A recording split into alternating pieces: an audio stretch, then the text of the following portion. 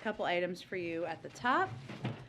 President Biden is committed to doing everything he can to address some sticky seats over there, to address the pain Americans are feeling at the pump as a result of President Putin's price hike and his unjustified war's impact on global fuel supply. Today, the EPA announced that it's issuing an emergency fuel waiver to allow E15 sales during the summer driving season. This, of course, is a follow-up to what the president announced in Iowa just 2 weeks ago.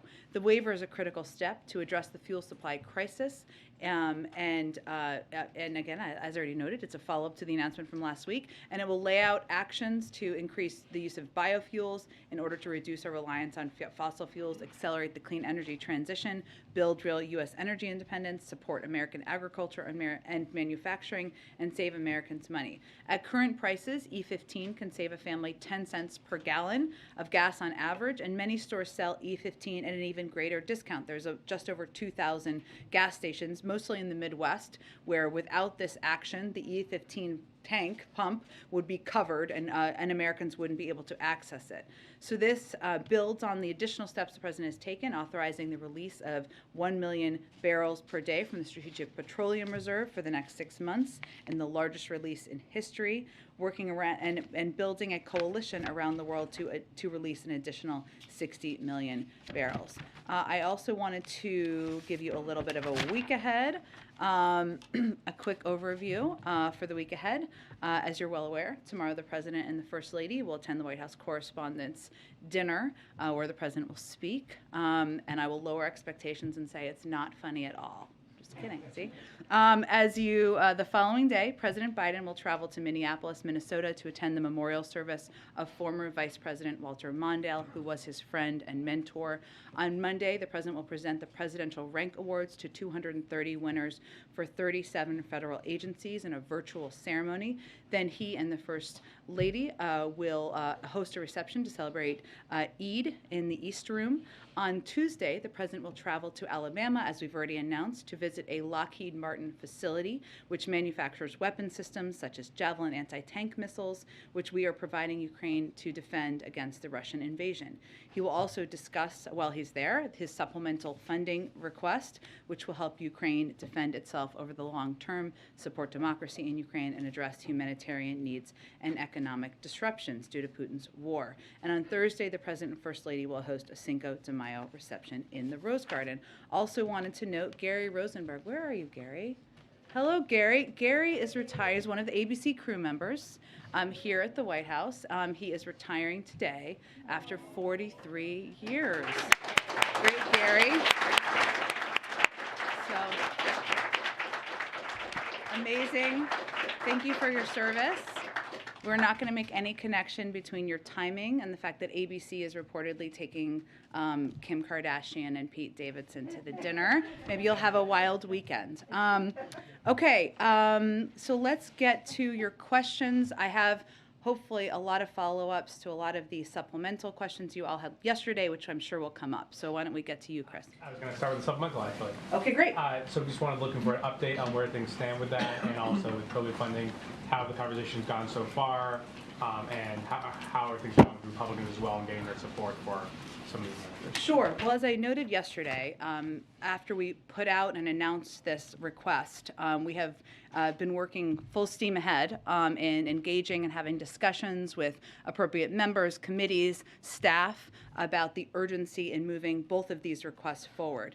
The President, of course, put them forward because together, and that is his preference for them to move together because they are both essential. There's urgency to moving them both forward. If I may, and this may come up as well, but can I give you just a bit of a rundown? This is to Alex's questions yesterday of what has been spent from the 13.5. Let me just see if I can find this here.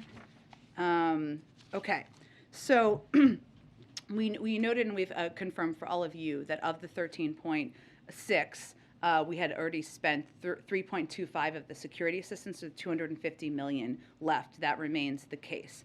The first supplemental also provided roughly $6 billion in direct security, that includes, the $6 billion includes that 3.5, as well as economic assistance, all of that in there. So 95% of that has been exhausted. And that means that, of course, the 250 million is part of the 5% left, and also some economic assistance that has not yet been spent from that tranche.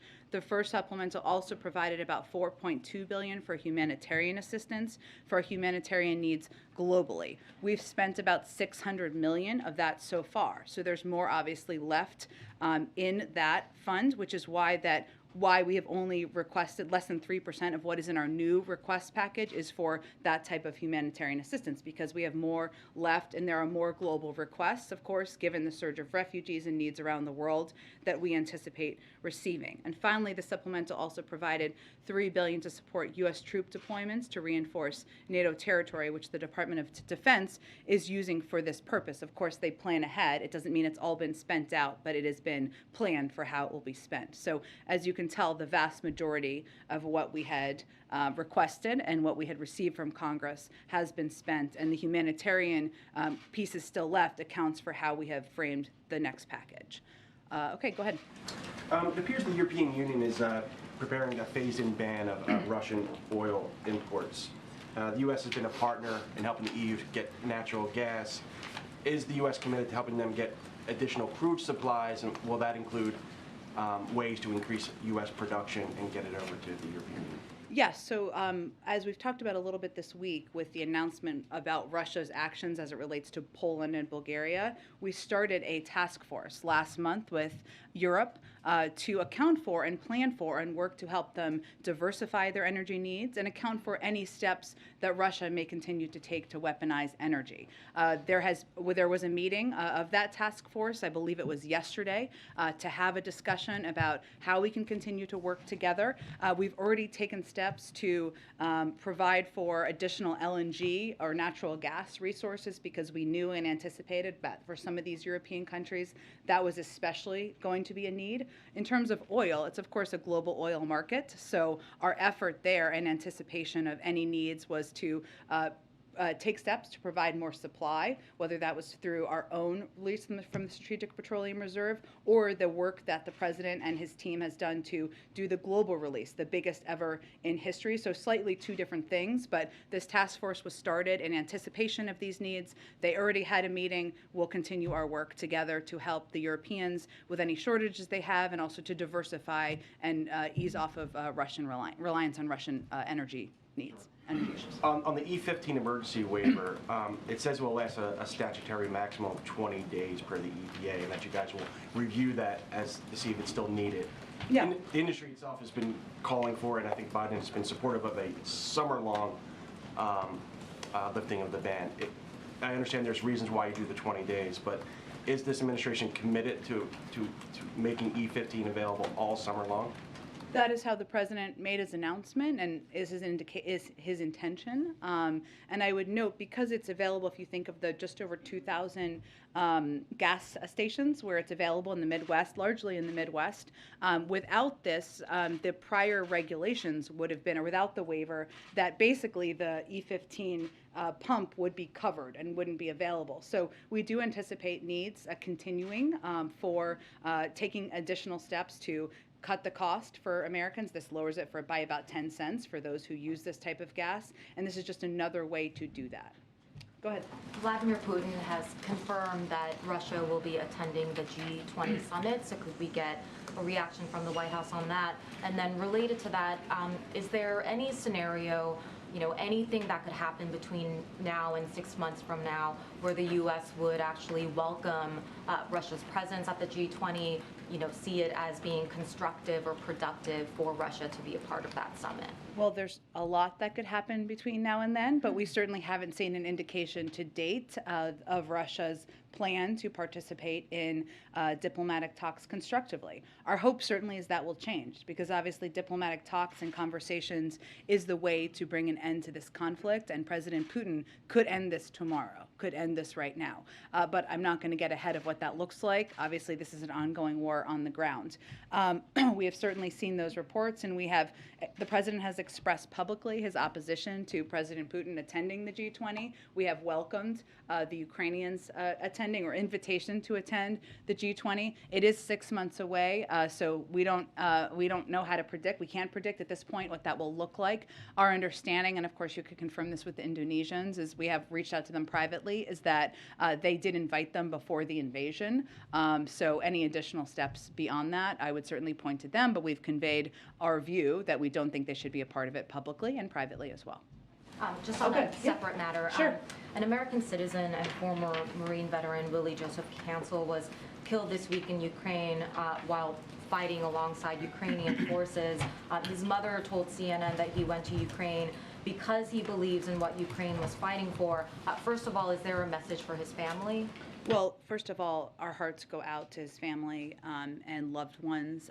We don't have official confirmation, even though we've seen the reports, but we have not had that official process through the government, so I can't speak to other specifics about him beyond that. But we know Americans are looking for ways to help, and the reports about this individual were that he's a veteran.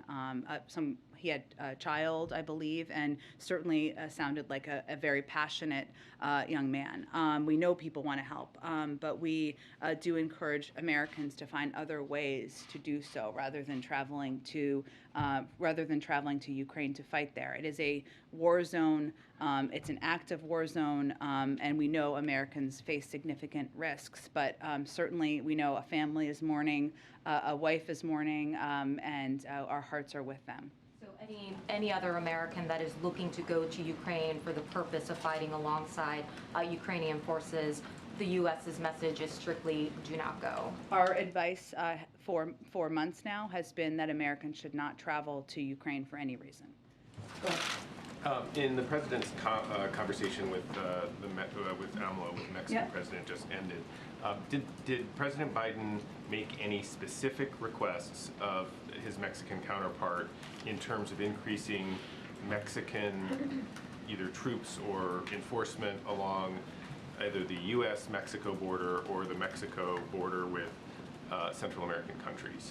Well, what the focus, I have not received an extensive readout yet. I know you will receive one probably while I'm up here. But the majority of the conversation was about migration and was about continued work on coordination, on economic coordination, on taking steps to reduce migration to the border. And they have been a partner in that over the last several months. In terms of specific asks, I just don't have more on that. But I know, Mike, that one of the follow-ups here will be coordination and discussion at a high level from members of their respective national security teams to continue to work together as we head toward the important meetings coming up in a few weeks. Yeah, I mean, I think just as a quick follow-up, I understand that it just ended, and so maybe you don't have the information now. Yeah. If there's a way to get more information about the specific question of whether or not the United States has asked, you'll remember President Trump pushed the Mexican government to try to increase enforcement along the border by threatening tariffs. Obviously, that's a different strategy. It's not our approach. Probably isn't your approach, but it wouldn't be out of the question to imagine that this government would encourage, pressure, ask the Mexican government to do more, especially on the eve of Title 42 potentially coming down. Well, I think it's important to remember, I mean, the tone of the call was very constructive. This was not a call where President Biden was threatening the Mexican president in any way. They have been an important partner. We expect them to continue to be. And this call was planned in part because of the Summit of the Americas, but also because of the approaching lifting of Title 42 and the anticipation and expectation from the Department of Homeland Security of the increased influx of migrants trying to come to cross the border. So, but it was meant to be a constructive call. It was not meant to deliver a threatening message. That is my understanding of what took place. And certainly if there's more to provide, we will provide that to all of you. Go ahead. Thank you, Jen. On the supplemental budget, the administration believes the package will support Ukraine for 5 months. Is there anything you could tell us about that time frame, is that when the administration believes the war will come to an end, or that it will last for at least another 5 months? Well, let me give you a little bit of more of a rundown of each of the components in the package too. I know some of this was done yesterday, but I think more of it, we could do more from our end on this front. But to answer your direct question, Weijia, that's the end of the fiscal year, and what our objective here was to provide a long enough set of funding requests, or a funding request that would meet, would mean we wouldn't have to come back in a month or 6 weeks, right? To ensure that there was planning that was possible through the U.S. military and through our European partners and the Ukrainians as well. Now, some of this funding, for example, the $6 billion of this $20 billion of the security assistance component is for the Ukraine Security Assistance Initiative, which is basically direct support for Ukraine to purchase its own weapons from the defense the defense industry here in the United States. They could not even intake, billions and billions and billions of weapons and security assistance in this moment. So that is likely going to be longer term, because if they place an order for specific weapons, sometimes that takes months to produce. It's just meant to provide security assistance so they can plan for what they need over the long term and make those orders directly, which is what that portion of the funding provides for. The other portions of the funding, so $5.4 billion is in drawdown. So that, as you're very familiar with that, because that was a large chunk of what we requested and have implemented in our last package. And that basically allows the United States to, when we provide weapons or give weapons to the Ukrainians, to have the funding to backfill those needs and order those weapons so we can backfill them here and make sure we have what we need here in the United States. $2.4 billion was to purchase high-demand weapons for the United States, build additional critical war reserves, and increase intelligence and other defense support.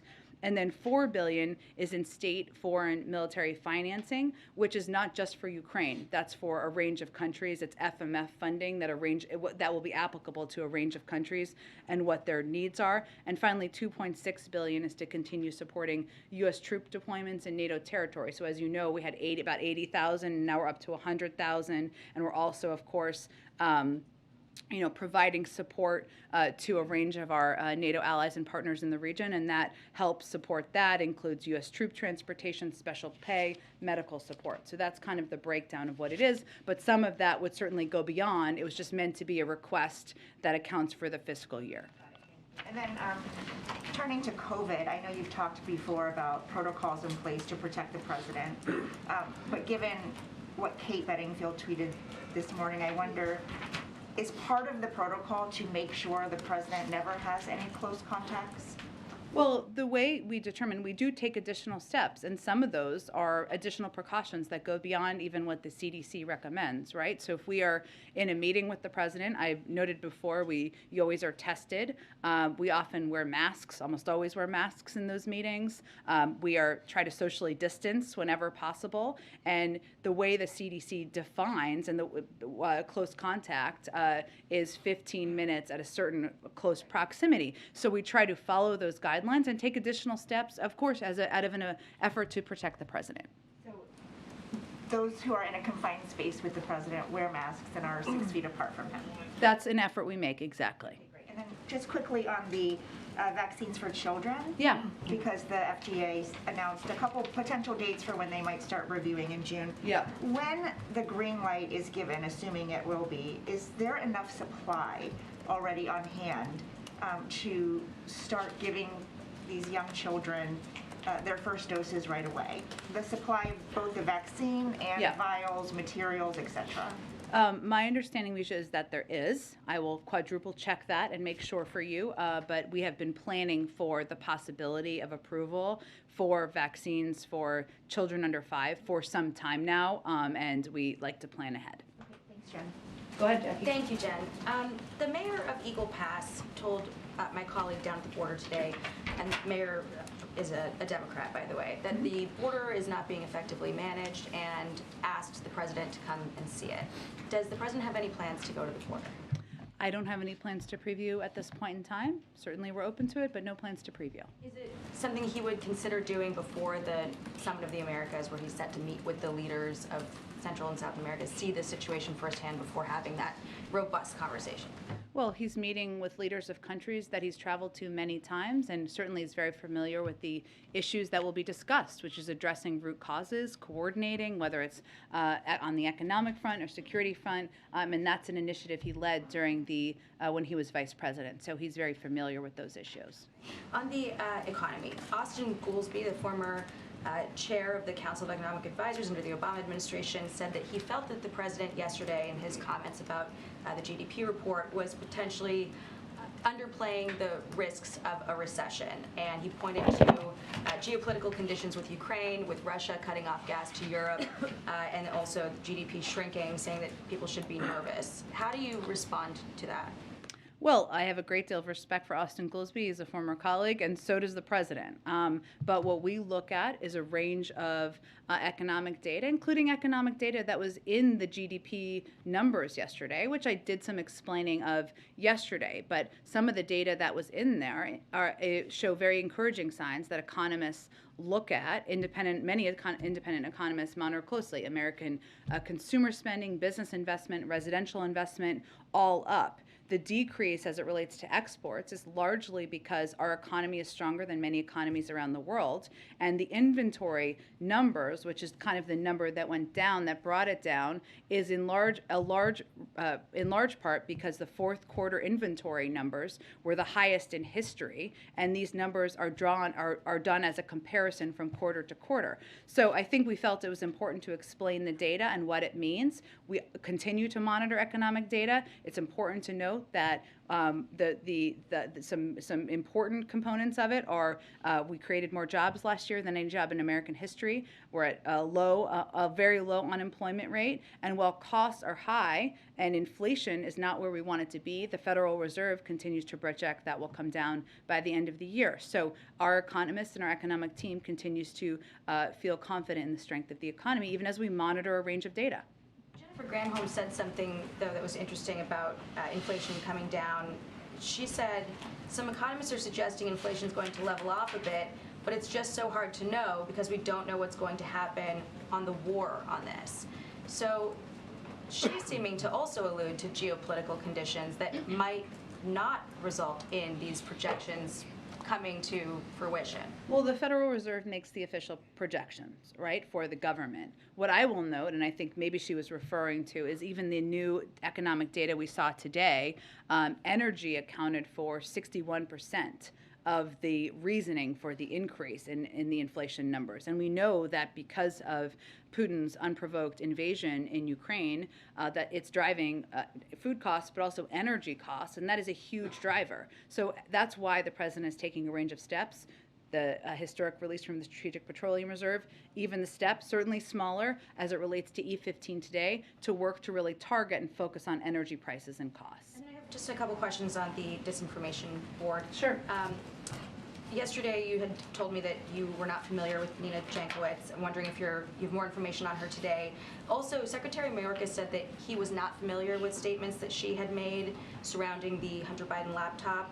And I'm just wondering, how was she hired if you in the White House are not familiar with her, if Mayorkas is not familiar with her statements? What's the process for putting her into a position like this? Who's in charge of her hiring? Well, let me give you a sense of who she is. She's an expert on online disinformation. She was formerly in the Wilson Center's she was formerly a disinformation fellow at the Wilson Center. She's testified before Congress as well as the United Kingdom and European parliaments, advised a Ukrainian foreign minister, particularly relevant in this moment, under the auspices of a Fulbright Public Policy Fellowship, and overseeing Russia and Belarus programs at the National Democratic Institute. Any hiring decisions are up to the Department of Homeland Security, but this is a person with extensive qualifications. What I will tell you about the board and what the board is doing, this is a continuation of work that began at the Department of Homeland Security in 2020 under former President Trump.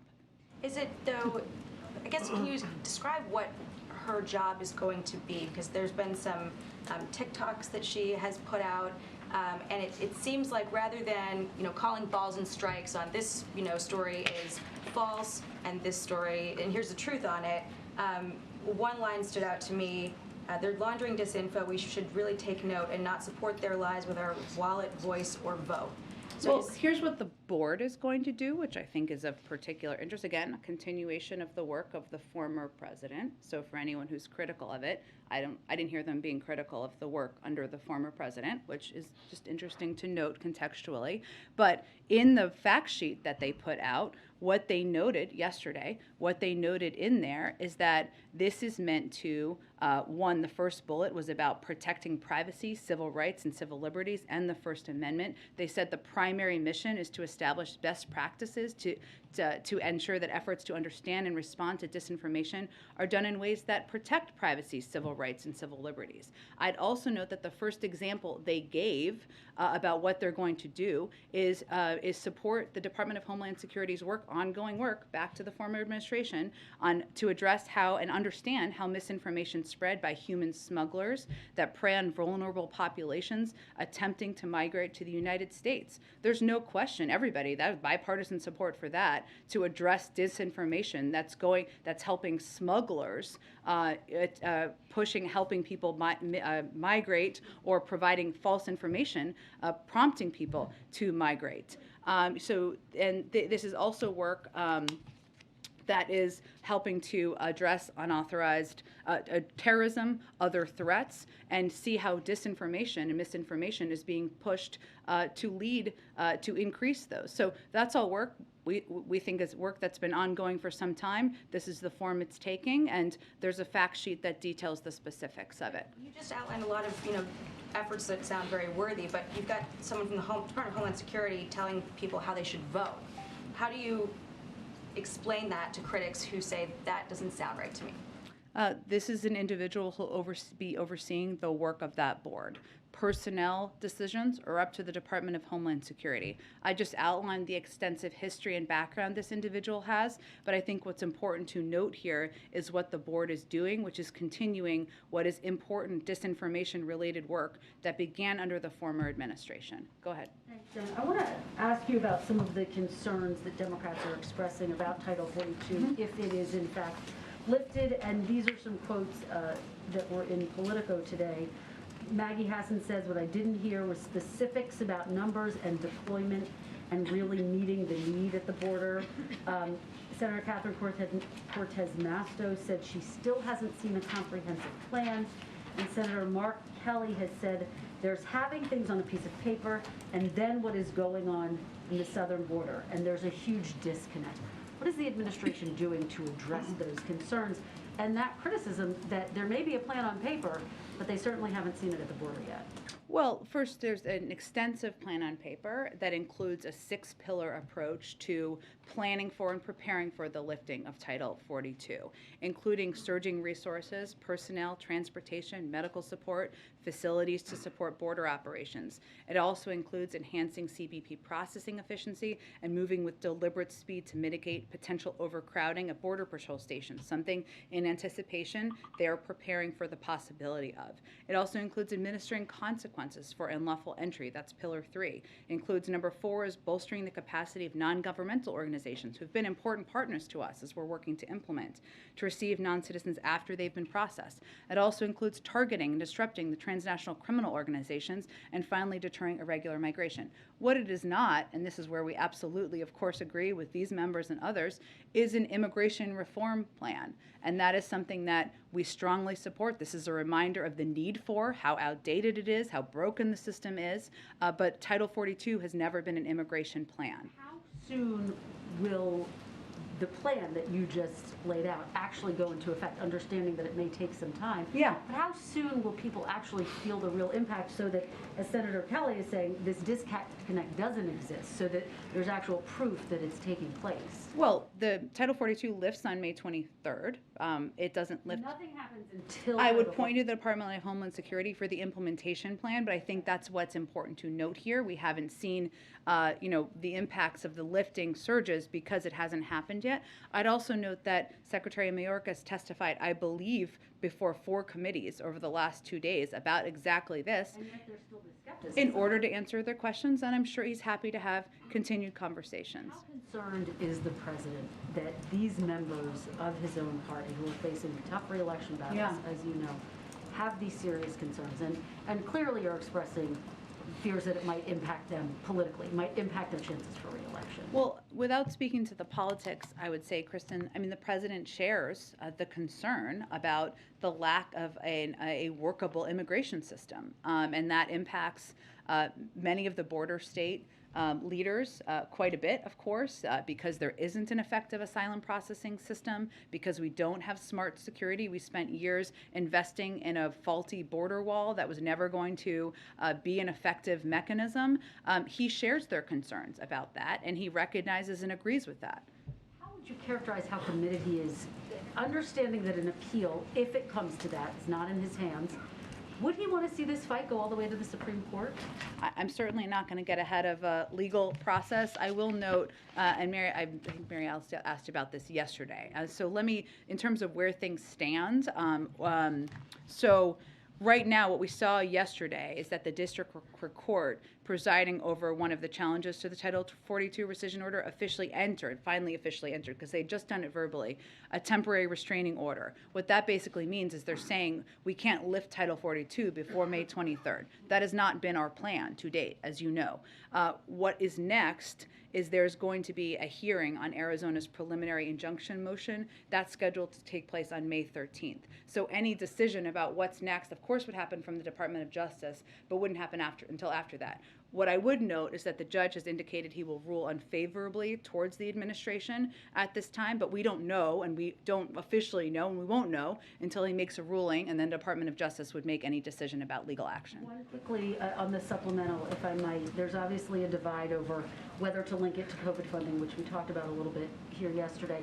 But given that there is this divide, and given the urgency that we are hearing from President Zelensky and others on the ground in Ukraine for this aid, why not just say, let's de-link these two bills and move forward with Ukraine aid and get it done as quickly as possible? Well, Kristen, I would note that the president feels that both are urgent. Both are emergencies. Of course, we know there's an urgency in getting additional assistance. We know we have a few more weeks, depending on how the final military drawdown is spent out. But in terms of COVID, what we are doing right now is we are preventing the United States from being able to plan and purchase ahead. So, for example, if there's a better booster, which there may be because science is amazing one day, right? If there's a better vaccine, we can't make purchases ahead of doing that. That is what we have done to date. That is why we have been so prepared. It also makes it so that we can't purchase Evusheld, treatments that helps immunocompromised. We can't make additional purchases of a range of the treatments we know are effective, and make sure that we can say to every American, we'll get you a mask, we'll get you a test, we'll get you a free vaccine. So the president feels that is also incredibly urgent. Go ahead. Do you have a reaction to the report that the FBI last year potentially searched millions of Americans' data? And secondly, is the president briefed on that? Does he have any reaction himself? I have not spoken with the president about this. I can get you more details about this after the briefing. My understanding is that some of this was about researching and doing an investigation into potential hacking. But I will get you more from the FBI after this. Thanks for the question. Go ahead. Yeah, E15 fuel is slightly less energy dense than what we would consider typical gasoline, so Americans might need to fill up just a little bit more frequently. So how much does the administration really think that this move will affect Americans' wallets? And does the White House believe the president has exhausted his authority on what he can do related to gas prices, or are there more options still being considered? I mean, on the second question, we're always going to look for more options. I mean, we saw, and I talked about this a little bit earlier, even as it relates to the recent, the inflation data that came out today. We know that 61% of that is driven by by energy costs, by Putin's invasion into Ukraine, and we need to continue to take every step we can, whether that's working with Congress, considering what authorities we have, continuing to ensure we take steps to make sure the supply meets the demand out there. The estimates have been it saves Americans about 10 cents a gallon, and that to the president and to us felt like a reason to do it, and because without taking this step for the waiver, it basically would just be an option of additional supply that is a little bit less expensive that wouldn't be available in these 2,000 gas stations. We're not saying that this is like the silver bullet. It's not. It's just a step that we felt would help ease the burden for Americans who go to those gas stations. And then with COVID, as we are talking about, as the White House is pushing Congress to pass for more funding, why hasn't the administration released a plan, at least for now, to transition the burden of paying for COVID drugs and vaccines to the private sector, kind of like has been done with tests, so that insurance companies have time to negotiate? Well, there's a range of steps happening at the same time, but I will tell you that what we want to continue to be able to do is to provide these treatments for free. That's the objective. That's the reason for this request for funding. But also the request for funding is enabling the United States to be able to purchase ahead in bulk supply a lot of these treatments or vaccines so that we can make, when they are ready, we can make those available to treatment centers and hospitals around the country. Go ahead. Okay, thanks. I know you said that you didn't get an extensive readout yet of the conversation with the Mexican president. And there'll be a written readout at some point, if not To the yet. extent that you know what happened, did the president make any headway in getting Mexico to take a harder line on Russia? And should we expect them to join the global coalition in imposing sanctions now? Well, I would note, obviously, the Mexican government can speak for themselves on any intentions they may or may not have. They have spoken out against Russia's invasion of Ukraine, so I would note that. We will always encourage any leaders to take additional steps to support the Ukrainians and stand up in a range of ways against the invasion of Ukraine by Russia. But in terms of any steps they would take, regardless of the conversation, we would let them speak for themselves on that. Frank, go ahead. Sorry, has the reticence by the Mexican government impacted the U.S.-Mexico relationship in any way when it comes to sanctions? Well, again, I would note they have spoken out against Russia's invasion of Ukraine. We know different countries are going to take different steps. Some have taken them quickly, some took longer to take them, and we know different countries will have different approaches to every step, whether it's sanctions, assistance they can provide. We understand that.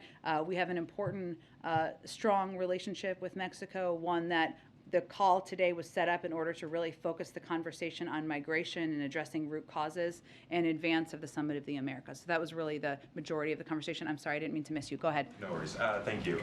So Pentagon Press Secretary John Kirby was asked this afternoon if he believed that Vladimir Putin was a rational actor. And he responded saying, "I can't talk to his psychology, but I think we can all speak to his depravity." Now, he later apologized for his emotions there, but I'm curious, are these sentiments also shared by the president?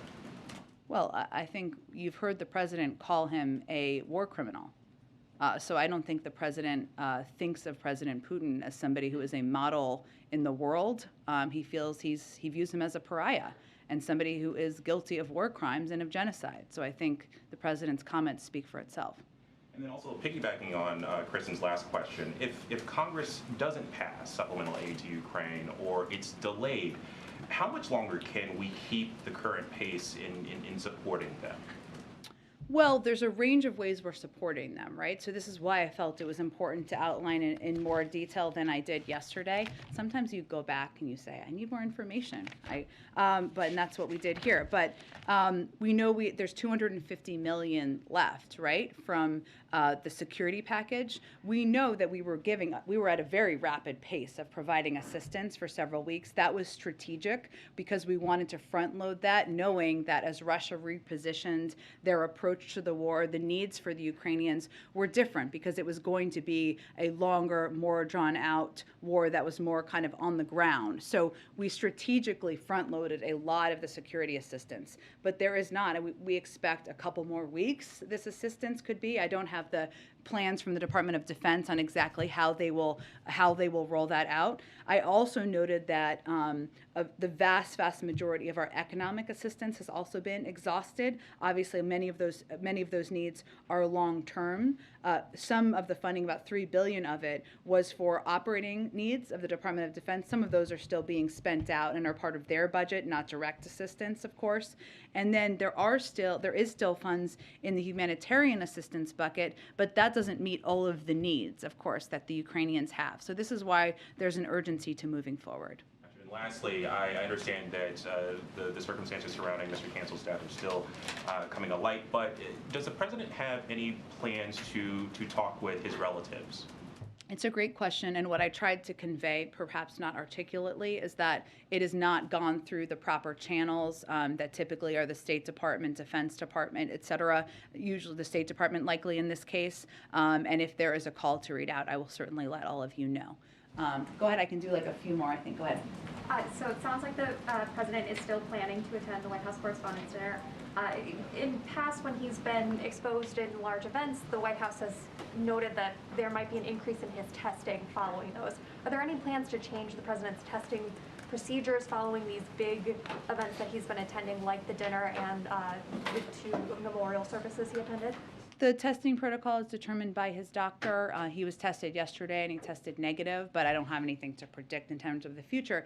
I noted this the other day, but I think it's important for your question here, is that the president, we made a decision, it was important to him to attend the dinner to honor the work of journalists, all of you, many of your colleagues around the world, something the former president didn't do. But we also took additional steps. He's not attending the dinner portion. He's coming for the program. So, and he will likely wear a mask when he's not speaking. Obviously, he'll speak, and so he'll be there for about an hour or 90 minutes, I guess, depending on how long Trevor Noah speaks and others speak in the program. But we took that additional step as well. And then he's, of course, sitting on the dais up in the front. So the interaction, he's not attending any of the receptions or anything along those lines either. And then on the remarks, the president has been a guest on several late-night shows. Has he consulted any of those host comedians, brought in any outside help on his speech? Can you kind of bring us in the room on how he's approaching this as someone who has attended several of these dinners and seen them play He out? has. I would tell you the president has a very good sense of humor and is working hard on his own speech. On the topic of thank you, Jen. The administration has not said how long they expect the war in Ukraine to last, and that's understandable because no one knows what the future will hold. But the administration, and then also in this room yesterday, the administration has declined to say how much the United States is prepared to spend long term, or to give a real definition of what a victory in the war in Ukraine would look like. So my question is, how long does President Biden, the same president who got us out of Afghanistan because he said it was a costly and unwinnable quagmire, how long does he expect the American people to back this war when they don't know how long it will last, how much it will cost, or what the ultimate definition of victory actually is? Well, I mean, let me just reiterate something the president has said from the beginning. I will get to your point, but I will get to your questions, I promise, that combating Russian aggression has costs. Leaving it unchecked would be even more costly. Allowing Russia to run rampant around Europe beyond Ukraine, which is what President Putin outlined in his speech right before he invaded, would be incredibly costly to the world and to the United States. We calculate that as well. Right now, I know, I will get there, I promise. I know you're raising your hand. You asked me a few questions. I'm going to get there. Right now, the importance of this package to the president is because every day Ukrainians pay the price of freedom in their lives, and he feels providing them with arms and foods is the right thing to do. And trying to plan for, and I noted that some components of this package are not limited. It's not that the spending will end at 5 months. It's just allowing the ability for us, the Ukrainians and the Europeans, to plan over the long term. In fact, much of the security assistance will be much longer than that. The reason it's difficult to define what winning is because obviously our view continues to be that an end will be through a diplomatic process and a diplomatic conversation. The Ukrainians are the ones to determine what the outcome of that will look like, not for us to determine on their behalf. So should we expect a line item appropriation for military aid to Ukraine for the next 5, 10, 15 years? I mean, is this open-ended? We, of course, want the war to end as quickly as possible. And President Putin could do that tomorrow. But right now, what we're making a decision about, what we're advocating for, is trying to support and have the backs of an incredibly brave country and their people who are kicked out of their homes, fighting an aggressive dictator and his military, lacking food, lacking economic assistance, and preventing Putin from rampaging through Europe, which, by the way, would be much more expensive than what we're talking about here. Follow-up then. So the United States definition of what success or victory looks like in the region is contingent on how long the Ukrainians are willing to combat the Russians and whether or not they want to fight them and force them to the negotiation table or push them out of, their borders. That's up to them, but we're It's not exactly what I said. What I will say is that what President Putin defined as his own version of winning and victory from the beginning was taking over Ukraine, their sovereignty, their territorial integrity. Obviously, he's already failed at that, right? So in that sense, they are already defeating Putin's effort to envelop them into Russia. But this is an ongoing war. We know that. We know that diplomacy and having a discussion and negotiation is the way to get an end to it. Our effort and our focus is on strengthening them at the negotiating table. And that's the role that we feel that we can play. I'm going to have to wrap this up. Asma, go ahead one more. Thank you. Oh, and Asma, you asked me a question yesterday about a credit. That is not possible. Yeah, I did get that. Okay, good. But for others. Yes. So there have been reports that EU countries are looking to approve a phased embargo on Russian oil as early as next week. And Yeah. if that were to happen, it would be huge. And I'm curious how the White House is coordinating with the EU on this. Sure. So one of the steps that the president took last month was to start this task force with the Europeans. I mean, we took steps before that, right, to work with a range of countries in Asia and around the world to provide additional supply, LNG supply, where they had excess. Japan, for example, did that to provide excess LNG supply because they had the ability to do that to the Europeans in anticipation that Russia could weaponize energy, as we've seen President Putin do. There was a meeting of this task force yesterday to continue that coordination, have that discussion, and we're just looking for ways that we can help them address these needs that we long anticipated. Okay, thanks everyone. Thank you, everyone. Question on President